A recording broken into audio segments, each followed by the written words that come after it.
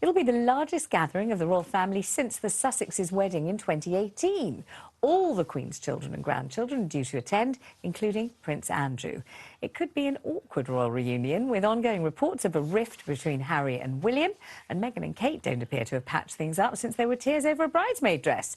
And insiders fear Harry could slate Camilla in his upcoming tell-all biography. So, do we think a big public reunion is something of a risky move? Sharon, what do you reckon? I just think that it's the Queen's time. This is for her, and she would love all her family to be together, and whatever problems they have within that family, they should just stay quiet and be gracious and do this for the Queen.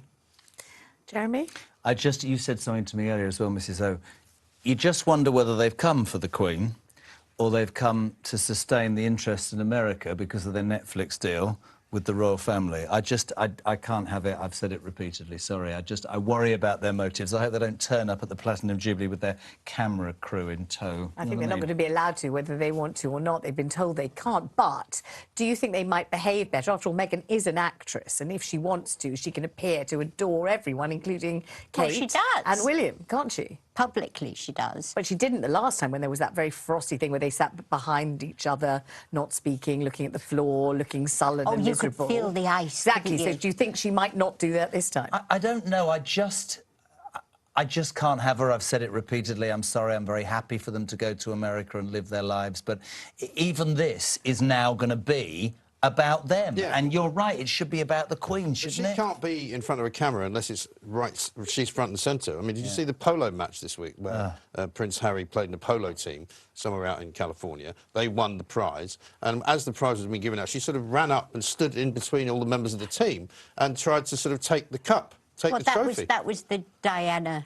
Yeah, but she needs to be... That's why she couldn't stand being in Kensington Palace, because she had to stand behind Kate, and she couldn't stand standing behind anybody. She wants to be front and centre. I presume that they'll have a trailer set up outside St Paul's, you know, they'll have, you know, hot and cold running Netflix cameramen, runners. They'll be like a Hollywood set if they get what they want. Is this very seriously severe against poor old Meghan? Can she do nothing right? Yes, it is. I mean, she's damned if she does, she's damned if she doesn't. Now, listening to all of you saying, oh, she's such an attention seeker coming over, if she'd made the decision not to come over and get an absolute kicking in the press as she's going to get from you know, the usual suspects, including our friend on this station as well, who'll probably be stalking her, everyone would be like, oh, why is she not coming over? I can't believe it. She's so awful.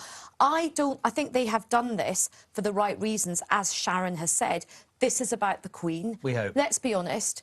We probably haven't got that much longer left with the Queen, and that will be a terrible time for this country. We are coming to the end of the second Elizabethan era, and I think we don't realise how profound that is going to be when she passes. I guess you're probably dead right, and you would hope, wouldn't you, that the two of them are doing this for the very important reason of his grandmother.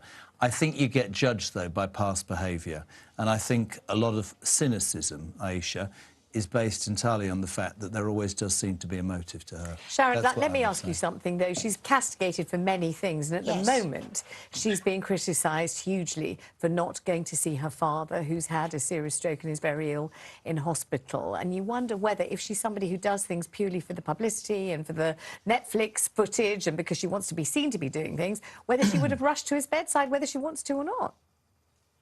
I just don't know, because I don't know their relationship. I know, you know, just what we read in the press, but the thing is, naturally you would go to your parents' side if, you know, they had something like a stroke or serious illness, and I just don't know why, because if he has been, what she said, cruel to her, doesn't matter, you just go.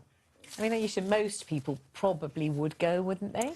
I think we don't know really what's gone on in that relationship, and I think his pattern of behaviour has been very, very destructive. He looks sort of desperate for the publicity, you know, desperate to try and milk his relationship with her as much as possible. You could argue that she has every right to cut... You have every right to cut somebody out of your life. How did he, with respect, how did he milk his relationship with his daughter? Well, he leaked the letter for a start. He gave lots of interviews. He talked about her dressing in an inappropriate way. He called Harry a fool. I mean, he's done lots of things. All right. Is there not a part of you that thinks that this man was left on his own whilst his daughter married this royal princess? And we all know, do we not, not? No. If the press are banging your door down and you've got no support, do we not have a degree of sympathy for I think he Thomas wanted to have a Markle? relationship with his daughter, which he didn't have, and so he was trying to somehow use whatever it was that he had, which was what He he knew wants about the money and Well, the- no, I don't think he does. I think he without does. wishing And to all put her- too fine a point on it, right? I worked in America as a Fleet Street journalist. The woman who I know, Caroline Graham, very well from the Mail on Sunday. She's a very good journalist. She turns up at his house. He's hers. And he pretty much probably did whatever she asked him to do. But don't you think, so though, it may not have been in most entirely within his families, gift, you know? whatever's happened, whoever's wrong, whoever's right, whoever's annoyed, whoever's upset, whoever feels offended, whoever thinks they were trying to get money, whatever it is, when it's that serious and you've got the guy lying in hospital in a coma and he's your dad and he's the only dad you've ever had and he did pay your school fees and he did buy you a black and a white Barbie for Christmas to try and show you what it was like being in a mixed-race marriage. And, you know, he obviously did try in many ways. And remember, Most he people was would- at her first wedding. Exactly. Most people would probably go, wouldn't they? But I in think that you have way. every right. I mean, the whole thing has been played out in the glare of the publicity. She also has these weird, toxic step-sisters and brothers who are already circling as well. I think if I was Meghan, I wouldn't blame her. I'd absolutely cut him off.